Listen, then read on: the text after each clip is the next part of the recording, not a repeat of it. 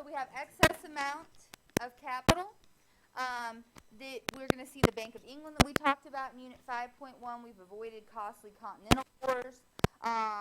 We have no insurance companies that help protect your money. So you're like, oh, that machine maimed that guy. I'll keep trying new technology and my insurance will cover it. And so we have excess capital, which always leads to people willing to take more of a risk.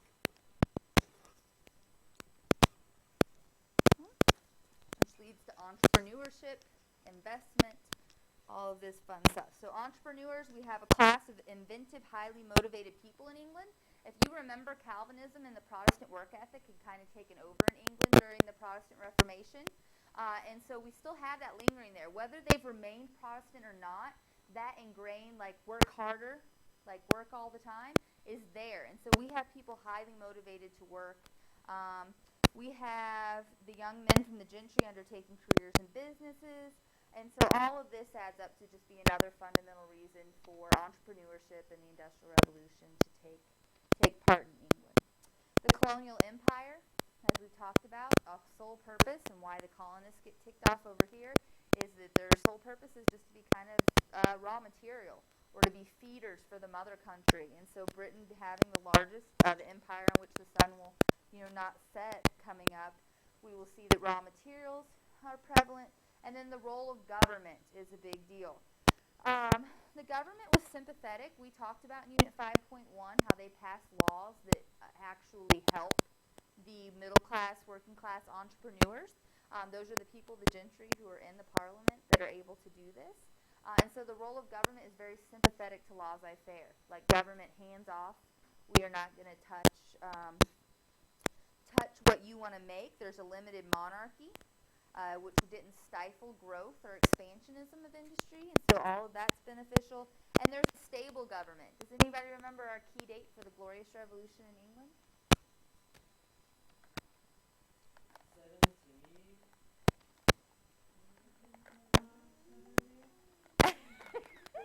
1688.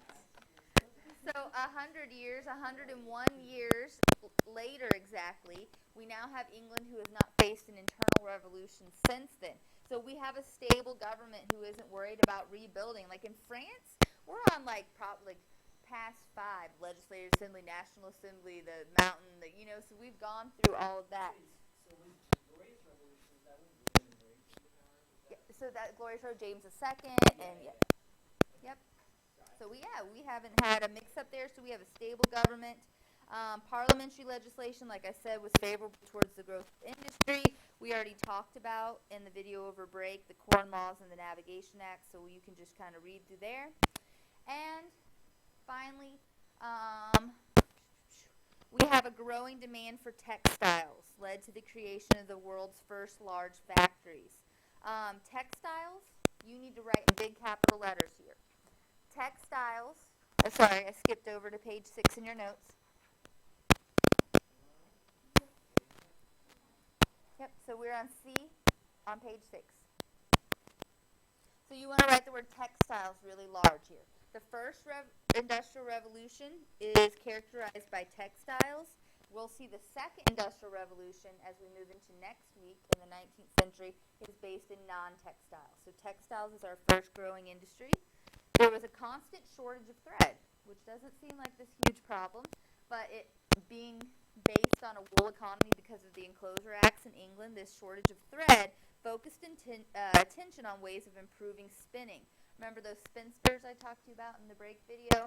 It required all of this excess force to spin.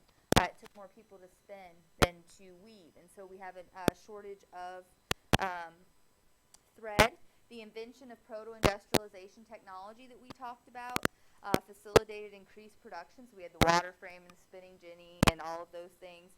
And then the steam engine is really where we're going to see a big change. The application of the steam engine to textile production was perhaps the key event of the Industrial Revolution. Circle number 3. The steam engine was the key event of the Industrial Revolution. It happened in 1780s. This is a key date for us on the Industrial Revolution, the invention of steam engine by Richard Arkwright. this is just going to start a whole plethora of things that we will follow along. We'll also see that the industry of metal is going to be promoted during the Industrial Revolution and flourish as new machinery is going to come about, and that will result in new technology as well. By 1790, new machines will produce 10 times as much cotton yarn as in 1770. By 1800, the production of cotton thread was England's most important industry. So cotton thread, textiles, something I'm going to mention later, but if you want to put a little star right here now, sometimes it's not best to be first. For England, it's going to work out for some other nations as we follow along, being the pioneer. Who's it? Andrew Carnegie that always said, pioneer and don't pay.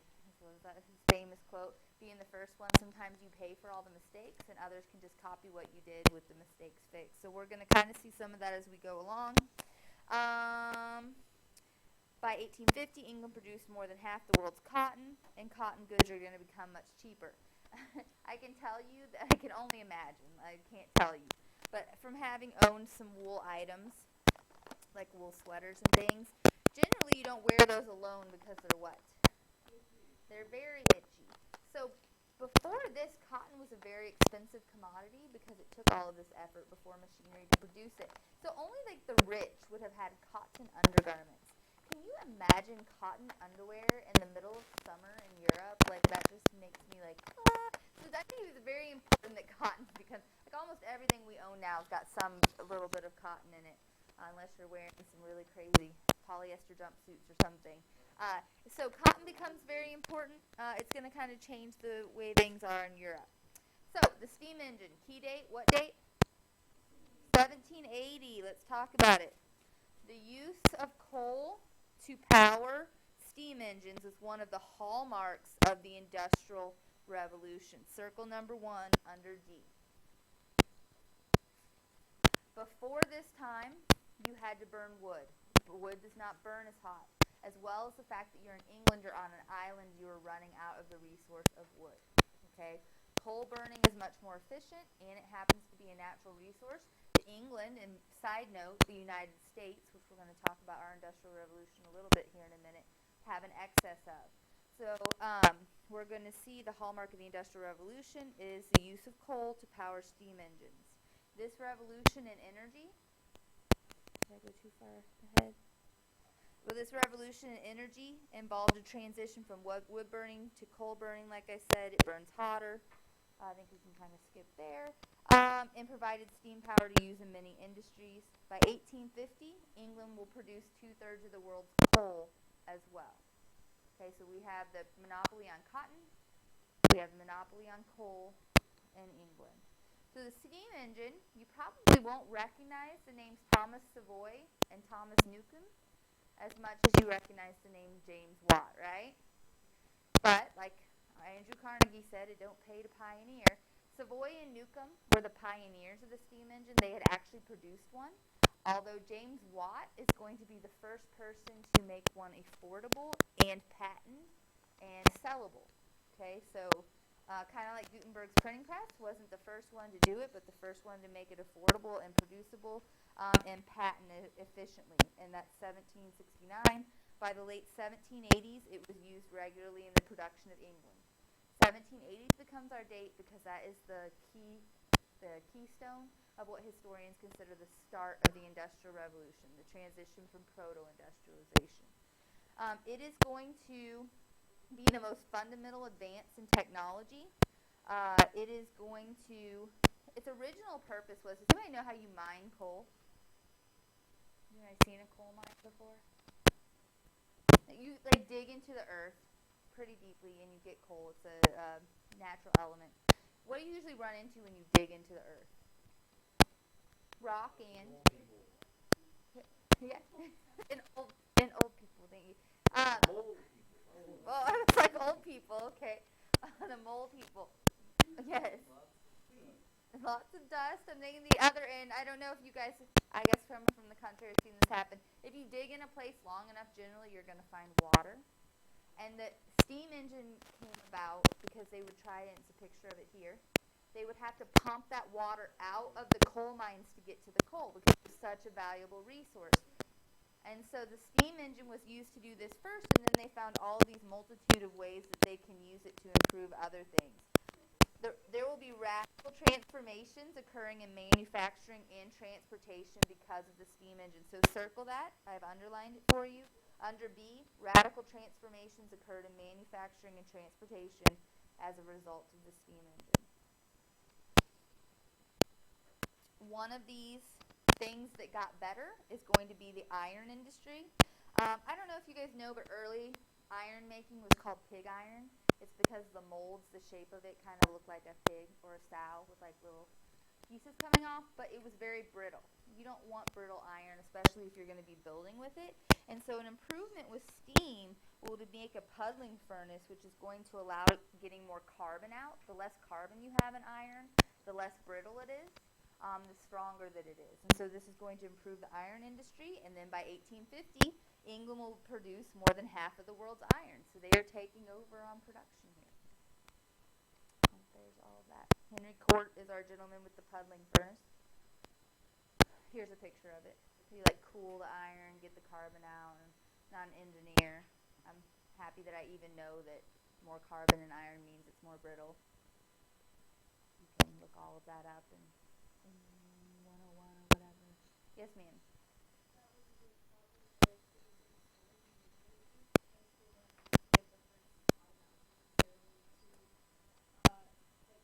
Get the carbon out. Ah.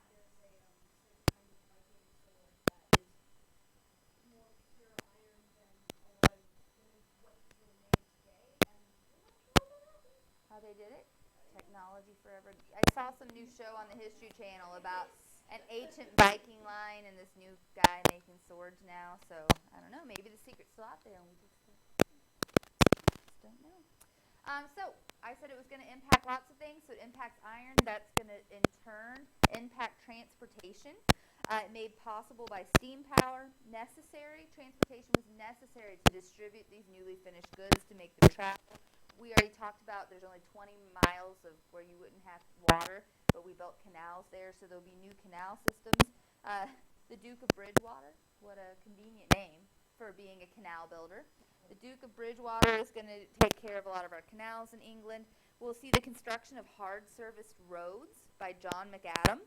These are known as McAdam roads, so creative. So John McAdam. So here's his road. They're kind of domed. So they're not flat, so the water would then run off into these little gutters, and they have almost a gravel type appearance on top, and so that will make travel much easier on land. And then we are also going to see the first steam engine. So Robert Fulton is going to give us a steamboat, the Claremont, which will travel actually in America up the Hudson River from New York City to Albany, and it will make two-way river transportation possible. We take for granted the fact that you were really going one way on a river before this. You had to go up the road, and then if you wanted to go down the river, go with the current. This is going to make going whichever direction you choose to go. In 1812, they'll decide to take that technology and make a steam wagon. It's really like a wagon with a little steam engine on it. Then they'll apply that technology to the railroad, and they'll put rails under it. And this is where we're going to get our first locomotive. George Stephenson will make a locomotive. I believe there was a race. At first, this didn't take off. People were like, horses are more efficient, horses are faster. There was a race between a horse and a locomotive, and his locomotive will be given the name Rocket because it goes an unimaginable 16 miles per hour. But can you imagine that at that time if you've only ever seen a horse? This would be the craziest thing. I always think about people that have lived for that length of time. Like they're going from like the light bulb to the iPhone 6. Like to have lived in a span of time, that just boggles my mind. We don't see technological changes like that significant because there's so much right now, but I don't know. Like my grandma was like, we didn't have electricity or indoor plumbing. And then she's got an iPhone 6 and she's like texting me and like sending me Snapchats. And I'm like, wow. Like how do you go from that? But anyway, side note. That's crazy.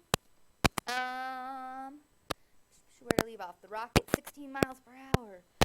World's most important railroad is in the heart of industrial England between Liverpool and Manchester.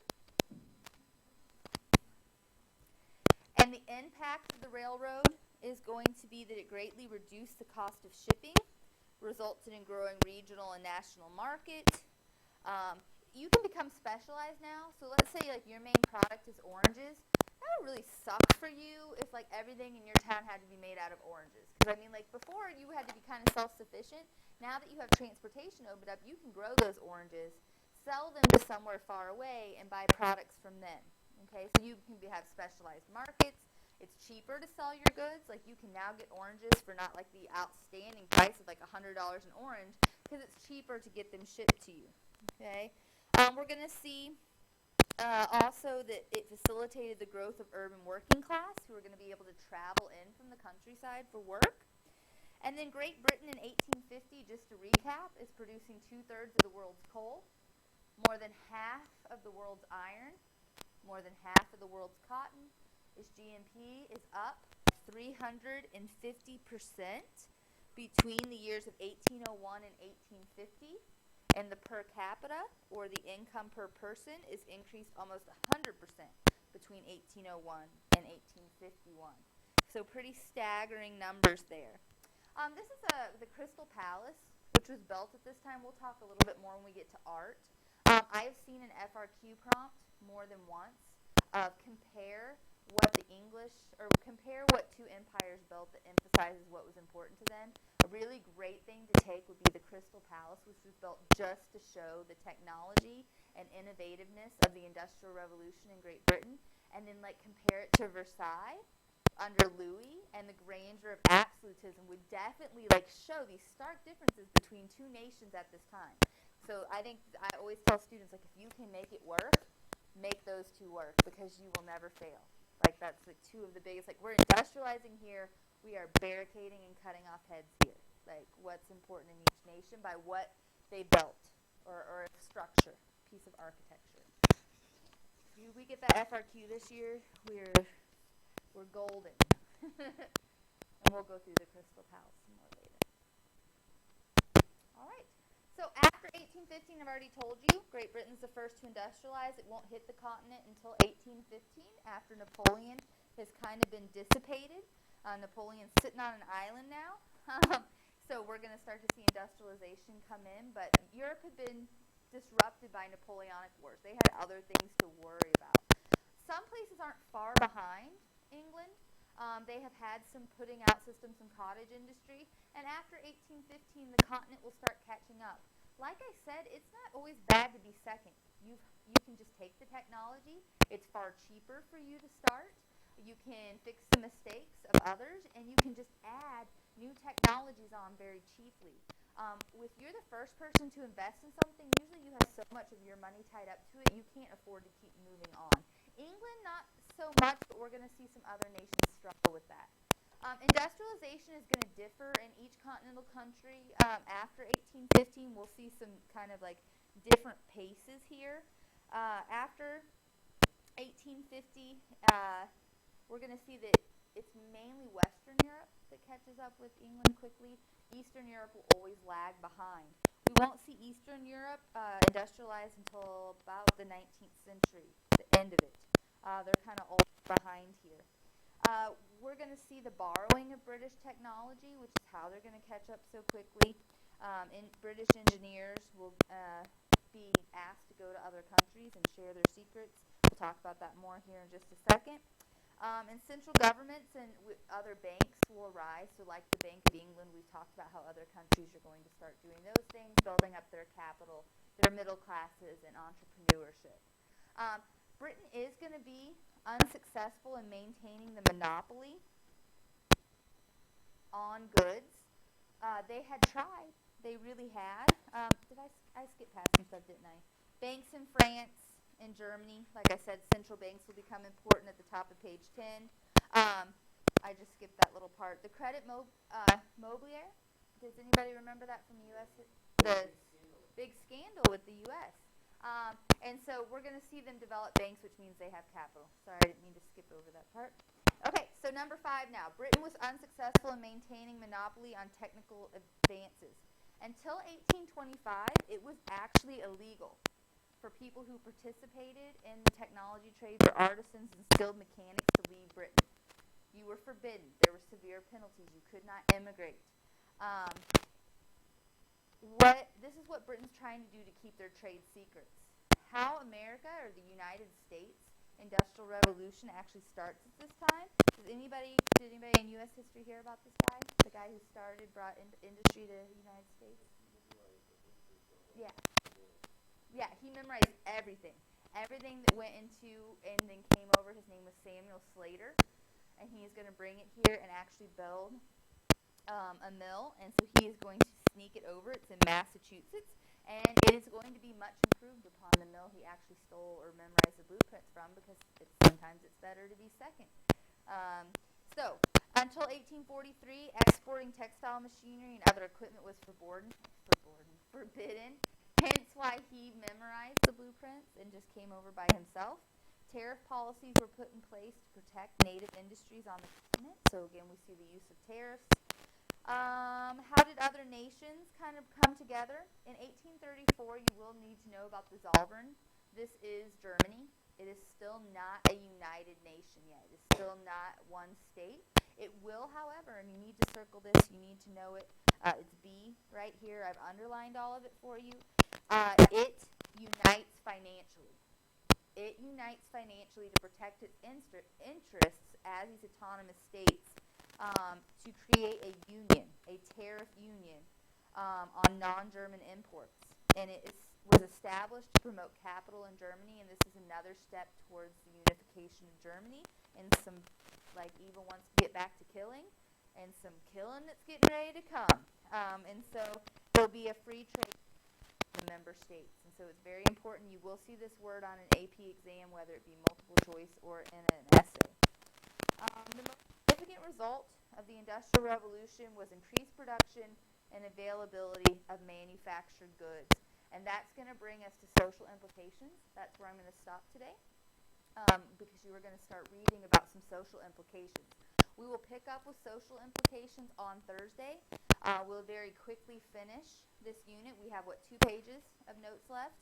And then we will move into 19th century society and back to that dancing Congress of Vienna, Metternich, and how conservatism, liberalism, socialism, and all these isms, it's like the unit of isms, is going to come together to develop a new Europe, and how, if you guys are all ready for more bloodshed, how that new Europe is just going to then kind of implode upon itself. And so that's where we'll leave off today. Let me pause really quickly, and I will give you the directions for your packet. Did it stop recording again?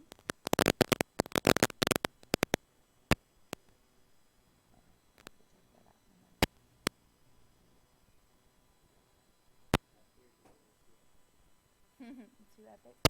All right. So, your packet that you have. If you have an option here, I think it's more fun with a partner. But if you just don't feel like being social, you do not have to work with a partner.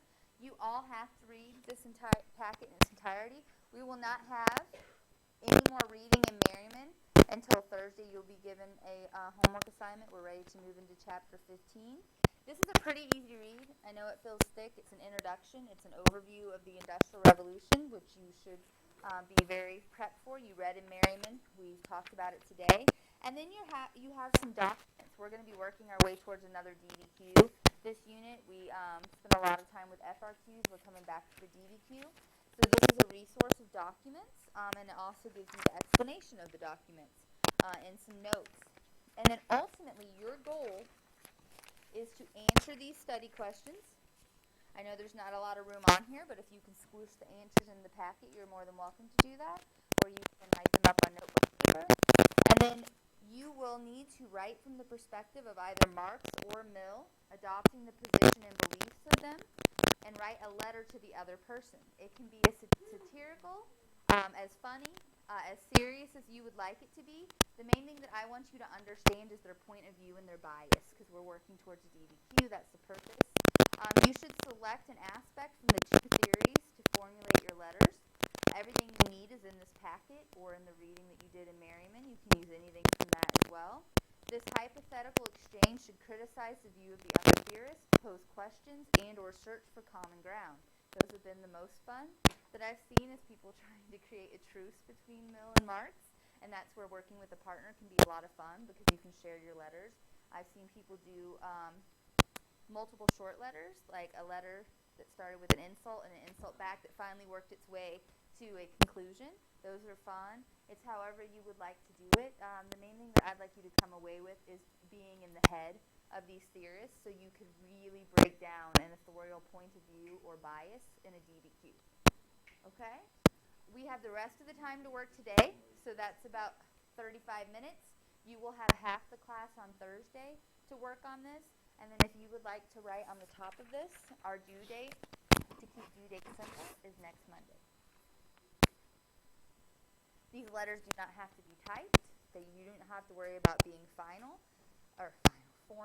You can just have fun with it. The main thing is I want to be able to read the product. Yeah, going back and forth is probably my favorite one. What did I have? Another student who worked by themselves last year that did like a manifesto, which was kind of interesting. They kind of took that theme of the Communist Manifesto and went from it, but they pulled out completely different, kind of like Matt was talking about at the beginning, like how Marx kind of got a bad name, and that was more about those that tried to apply non-pure communism in the Cold War, and so it was very moving, and it was a good piece. Trying to think of, I don't know, I won't spoil it with giving you too many things. Be creative, have fun with it. I did talk to John. I wanted to let you know from Ragtag. I won't tell you everything today, and Judson's not here, but he will be coming to visit soon. We'll be selecting the theme that we would like to use to create our documentaries, and so we will have pretty much all of second semester to have at least a work day a month in class to meet with John, to maybe even do some off-campus work at Ragtag and start our documentary. So we'll have all of that coming up. Yes, ma'am. Yes. So I would start with reading. If you are choosing to work with a partner, I am okay with you kind of splitting. There are different documents. There's Mill and there's Marx. You need to be familiar with both. But let me see. It is broken up into the two opinions. If you're like, I'd like to take document 1 through 5, and you take 5 through 10, and then you're going to fill me in on those, and I'll fill you in on this. But all of these documents are really good. I know it's a little lengthy, but like I told you, the AP exam really likes to choose from this time period. These theorists for DBQ. And if you're not familiar with some of their bias or point of view, it can be one of those DBQs that does you in, because you have historical error. Okay? So take the rest of the time now. We will have more than 45 minutes, probably an hour on Thursday to work on it in class, and then you'll have through the weekend. So my expectation is you've read it all and you've set up an agenda with your partner of what you're going to do over the weekend. Would you like to have a lab on Thursday? Then we will have a lab on Thursday. Would you guys like to go to the lab first, or would you like me to finish my spiel on these theorists and then go to lab? Okay, we have 2 pages of notes left. And if I start getting long-winded, you can just say, go Mrs. B.